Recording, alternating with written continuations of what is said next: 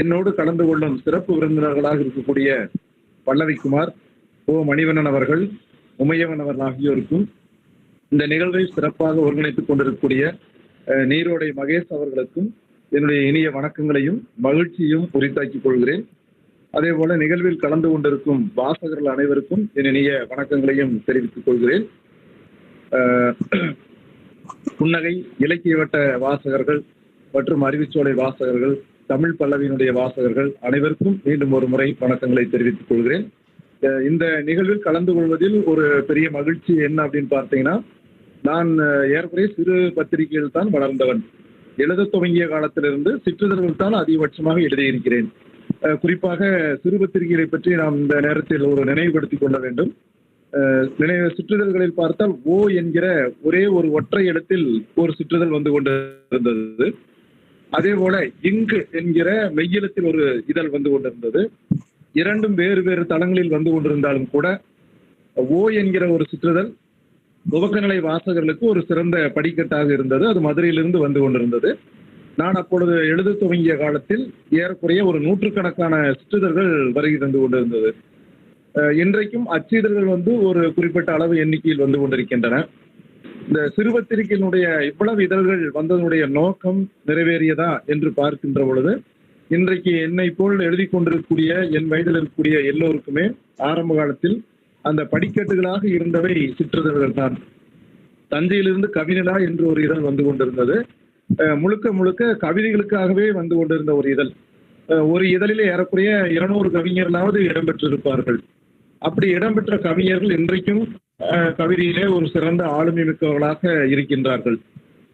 இவர்களெல்லாம் அந்த இதழ்களை நடத்தி அவர்கள் கண்ட பலன் என்ன என்று ஒரு யோசனையும், அதில் கண்ட எழுதி கொண்டிருந்த படைப்பாளிகள் இப்பொழுது என்ன செய்து கொண்டிருக்கிறார்கள் என்றும் நான் அவ்வப்பொழுது யோசிப்பதுண்டு.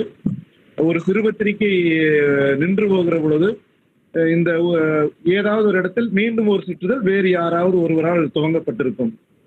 அது ஒரு சிறுபத்திரிகையினுடைய ஆயுள் காலம் என்பது ஒரு நீடிக்கப்பட்ட காலம்தான். ஒருவர் துவங்கி நிறுத்திவிடலாம், ஆனாலும் கூட வேறு ஏதாவது ஒரு இடத்தில் துவங்கி விடுவார்கள்.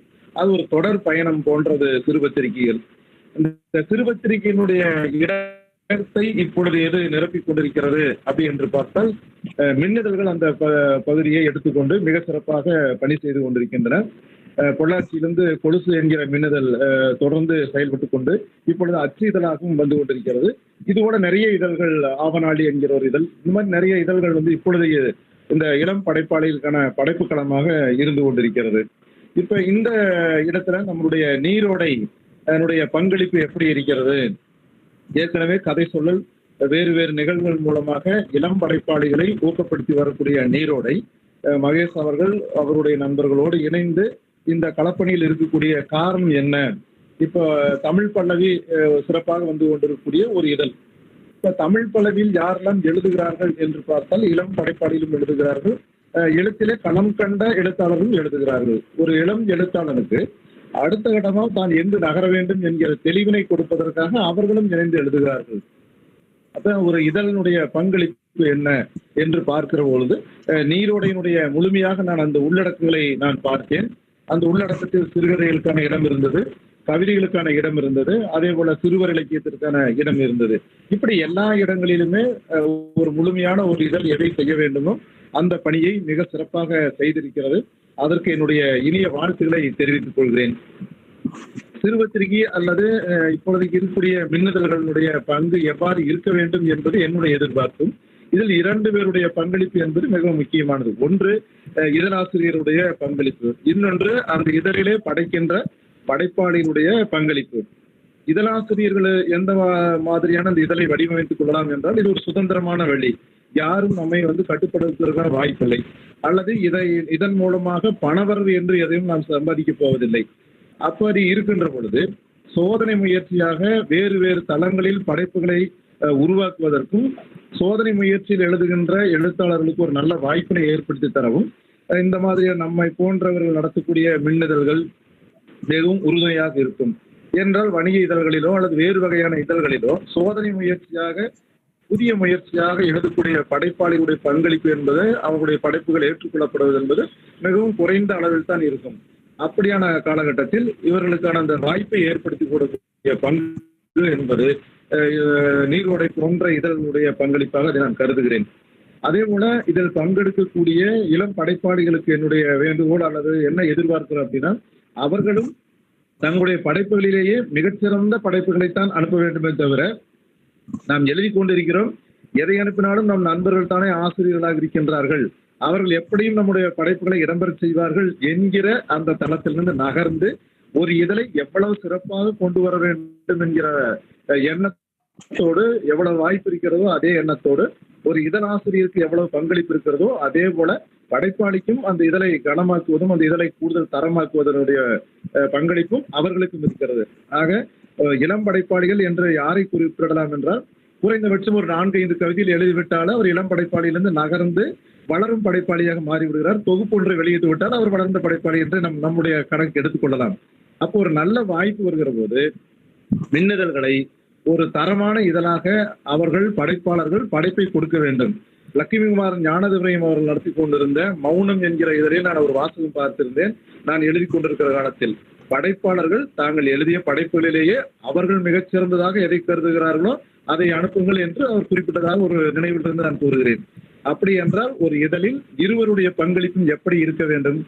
இதழாசிரியர் சமரசம் இல்லாத இடத்திலே இருந்து படைப்புகளை தேர்வு செய்ய வேண்டும். ஏனென்றால் நமக்கு லாப நோக்கம் இல்லை. அப்படி லாப நோக்கம் இல்லாத ஒரு பொழுதில் நாம் சமரசம் செய்து கொள்ள வேண்டிய அவசியம் இல்லை. அதே போல படைப்பாளிகளும் தங்களை சமரசம் செய்து கொள்ள வேண்டிய அவசியம் இல்லை.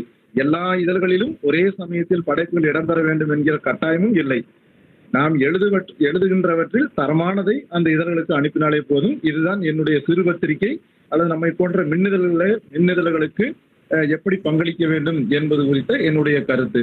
அப்படி பார்க்கின்ற பொழுது இந்த இதழிலே நம்முடைய நீரோடையிலும் சிறப்பான இடத்தை நம்முடைய கவிஞர்கள் இடம்பெற்றிருக்கிறார்கள். கவிதையிலே பார்த்தால் 5 கவிஞர்கள் தங்களுடைய படைப்புகளை கொடுத்திருக்கிறார்கள்.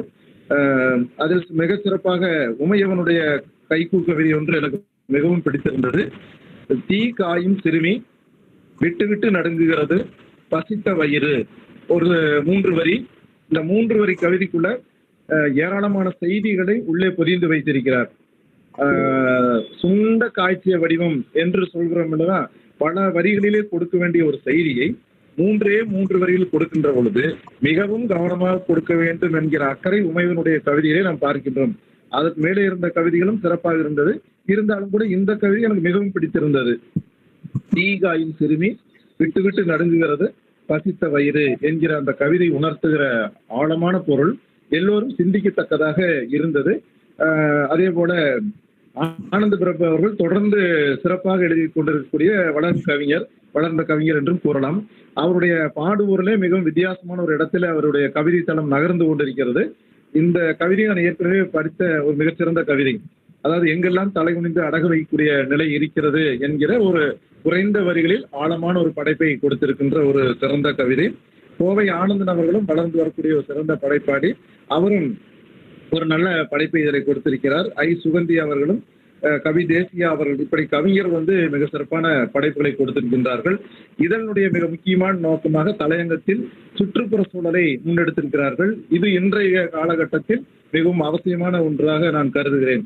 ஏனென்றால் மரம் நடுவதும் அப்புறம் பிறகு அதே இடத்தில் மரம் நடுவதும் இது ஒரு தொடர்கதையாகத்தான் நடந்து கொண்டிருக்கிறது. இவ்வளவு காலத்தில் இத்தனை மரங்கள் நட்டிய மரங்கள் எல்லாம் எங்கே போயிற்று என்று யோசித்தால் இந்த மரம் நடு விழாக்களுக்கு பின்னணியில் இருக்கக்கூடிய ஒரு போலியான தன்மையோ அல்லது அந்த நிகழ்வுக்காகவே தயாரிக்கக்கூடிய நிலையே என்பது ஏறக்குறைய நாம் புரிந்து கொள்ளலாம். ஆக இந்த மரம் நடுவது அல்லது சூழலை காப்பாற்றுவது என்பது நம்மை போன்ற இதழ்கள் முன்னெடுத்து செல்கிற போது இன்னும் கூடுதலாக அந்த துறை சார்ந்து அவர்களை சிந்திக்க வைப்பதற்கு மிகவும் உறுதுணையாக இருக்கும். அப்படி ஒரு இதழினுடைய நோக்கம் மக்களை சார்ந்துதான் இருக்கிறது என்பதற்கான அடையாளமாக நான் அந்த தலையங்கத்தில் நெகிழி இல்லா சமூகம் என்கிற அந்த தலையங்க கட்டுரையை நான் மிகவும் கொண்டாடுகிறேன். அதே போல நீரோடை மகேஷ் அவருடைய தத்துவத்தில் கடைசியாக இருந்த ஒரு தத்துவம் மிக சிறப்பாக இருந்தது. வாசகர்கள் அது என்ன என்பது அவர்கள் சென்று அதை பார்த்துக் கொள்ளட்டும். நானே அதை கூறினால் அவர்கள் சென்று தேடி பார்க்க மாட்டார்கள்.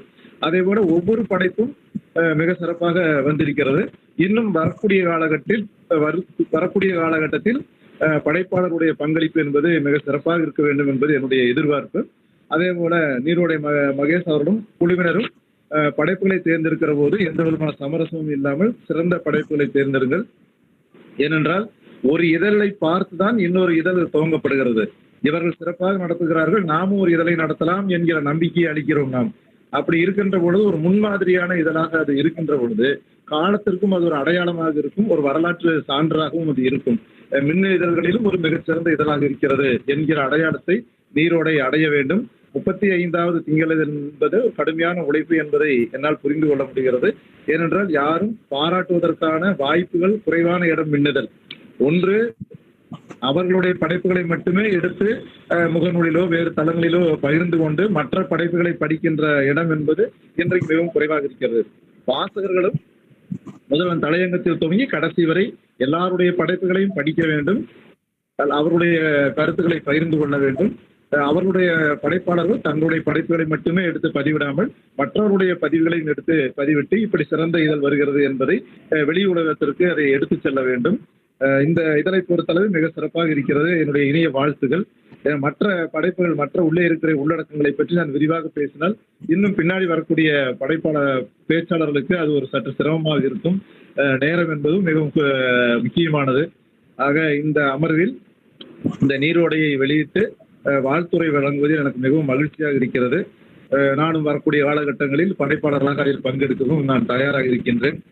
சுருக்கமாக மீண்டும் ஒரு முறை நான் பேசியவற்றை நினைவூட்டுகிறேன். ஒன்று, இதழினுடைய தரம் என்பது வாசகர் கையிலும் இருக்கிறது, படைப்பாளருடைய கையிலும் இருக்கிறது, நூலாசிரியருடைய கையிலும் இருக்கிறது. எந்த விதமான சமரசமும் இல்லாமல் மூவரும் பயணித்தால் வரக்கூடிய காலகட்டத்தில் அந்த சிற்றிதழ்கள் நின்று போன இடத்தை மின்னிதழ்கள் அதை இட்டு நிரப்ப முடியும் என்று உறுதியாக நம்புகிறேன். நீரோடை விரைவில் அச்சு இதழாக வர வேண்டும் என்று நான் விரும்புகிறேன். அச்சு இதழாக வருகின்ற பொழுது அதனுடைய சிரமங்கள் என்ன என்பதையும் நாம் கலந்துரையாடலாம். குறைந்தபட்ச வாசகர்களை எவ்வாறு நாம் அடைவது, அதை தொடர்ந்து எவ்வாறு நடத்துவது, பண இழப்பு இல்லாமல் அதை எப்படி நாம் சிரமப்படாமல் அதை நடத்துவது என்பது பற்றியெல்லாம் நாம் யோசிப்போம். ஏனென்றால் படிப்பதற்கு வாசகர்கள் நிறைய இருக்கின்றார்கள். அச்சு இதழ்களுக்கு என்று ஒரு பெரிய வாசகர் வட்டம் இன்றைக்கும் இருக்கிறது, மின்னிதழ்களுக்கும் இருக்கின்றது. மின்னிதழிலிருந்து அச்சு இதழுக்கு போகிற பொழுது ஒரு பதிவாக அது மாறிவிடும். அச்சு இதழ் என்பது ஒரு நல்ல ஒரு வரலாற்று பதிவாக அது இருக்கும். ஆக நீரோடை விரைவில் அச்சு இதழாக வருவதற்கு இனிய வாழ்த்துக்களை தெரிவித்துக் கொள்கிறேன். ஆக என்னுடைய இனிய வாழ்த்துக்கள் தொடரட்டும் இந்த வெற்றி பயணம். கருணையுள்ள கவிதை நம்மை ஒருபோதும் கைவிடுவதில்லை. தொடர்ந்து பேச இருக்கின்ற, வாழ்த்து இருக்கின்ற, பரிசு வரை இருக்கின்ற, சிறுவர் இலக்கியத்திலே மிக சிறப்பாக பங்களித்து இந்த கதைகளை சொல்லி இருக்கின்ற, இனி பரிசை பெறப்போகின்ற அவர்களுக்கும் என்னுடைய வாழ்த்துகள். இந்த கொண்டாட்டம் இனியும் தொடரட்டும். நன்றியும் வணக்கமும். நன்றி. மகிழ்ச்சி.